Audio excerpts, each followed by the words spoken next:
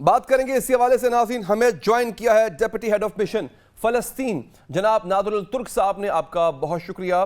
चूँकि उनसे अंग्रेज़ी में बात होगी, मैं कोशिश करूँगा साथ साथ जो भी उनसे गुफ्तगू हो उसका तर्जमा आपके लिए करता रहूँ।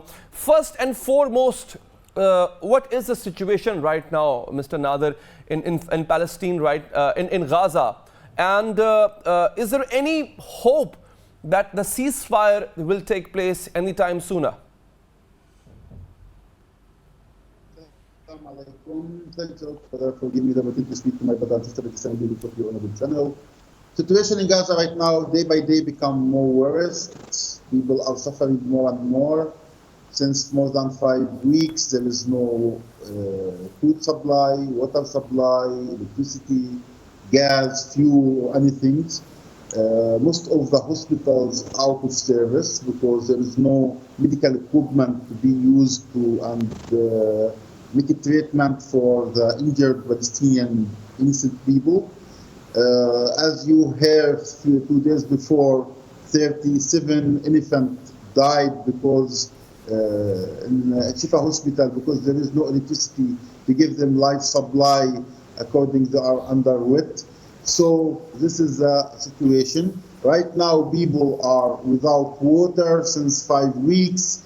Today there was blessed from Allah himself that it is raining in Gaza, so they have fresh water as a gift from Allah. But actually all the international society couldn't insist Israelis even to make humanitarian supply. Only they allowed 425 trucks to pass the border of Egypt to Gaza, which is in 5 weeks, which actually it is needed of Gaza in 1 day. We speak about 2.2 million suffering. The option for them is one of two: killed by Israelis bombs, starving to death, or transferred to outside of Gaza forever to become refugees for the second time in their life since 1948 until now. Our people in Gaza refuse to become refugees again because since 1948 until now they are refugees, and no one has the power to insist Israelis to facilitate their return to their own homes and properties according to International Resolution 194. According to that, people are staying in Gaza, will never go out of Gaza to become refugees again or anymore. Right यानी वो ये कह रहे हैं कि इस वक्त अस्पतालों को टारगेट किया जा रहा है इसी धोखे में, इसी बहाने से कि वहाँ पर हमास के लोग छुपे हुए हैं, जो कि सरीहन गलत है. Your Excellency, another issue is that there has to be the nations who claim to have to support Palestinians, they need to mount pressure on Palestine. Have you been able to gather any support from any other Arab nation or any other country who supports the cause of Palestinians, who believe in a free Palestinian state? Have you been able to gather support? First of all, we appreciate the Muslim Ummah, the Arab countries summit, which is giving a good orders. But these orders will not be activated as long as the Israelis blindly support by the Americans, British, German, French, and some other Western countries. Israelis are dealing since they are established in our stolen homeland since 1948 until now that they are above the international law, above the humanitarian law, above the human rights principles.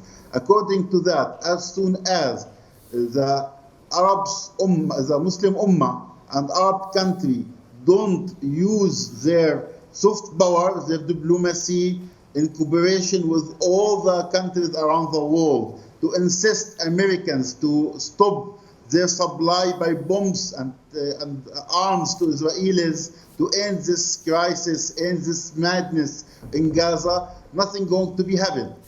Americans, yesterday Mr. Biden said that he will speak about ceasefire. He said Gaza needs a ceasefire, but we understand the needs of Israelis.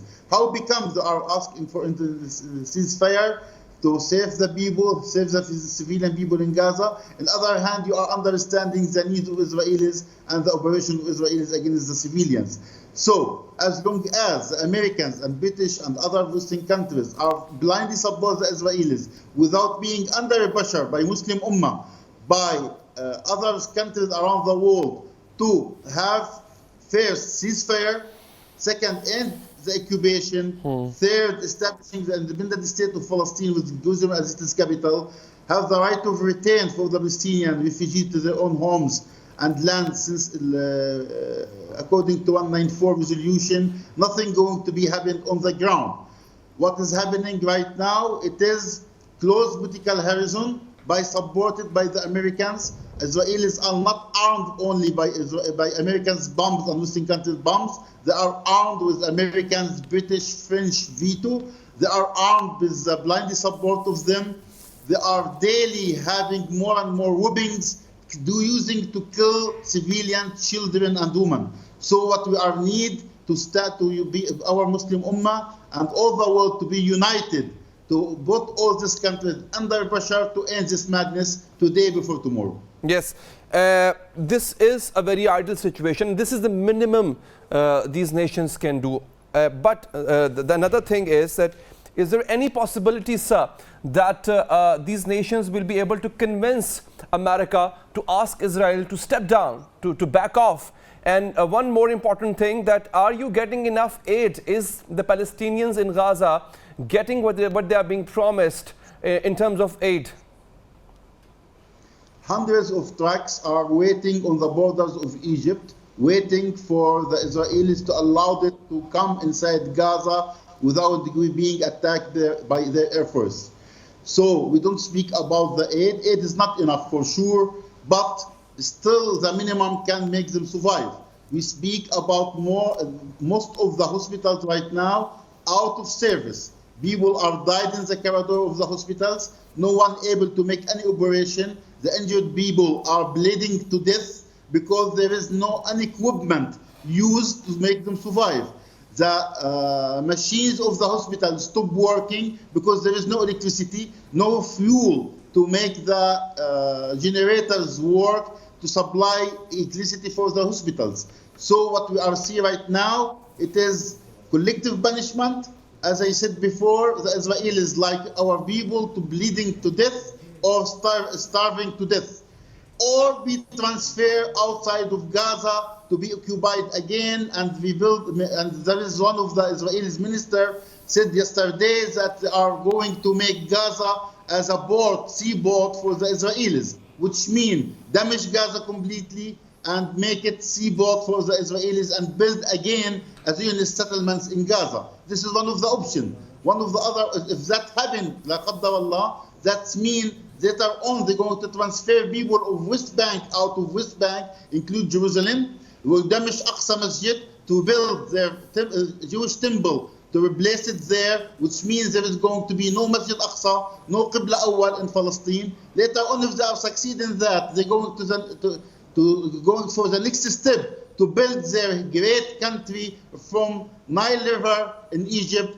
to Furat River in Syria and Iraq, which means the whole of Jordan going to be under Israeli occupation, whole of Lebanon going to be under Israeli occupation, 40% of Syria going to be under occupation, 40% of Egypt going to be under occupation, 40% of Saudi Arabia going to be under occupation. This is going to be step by step.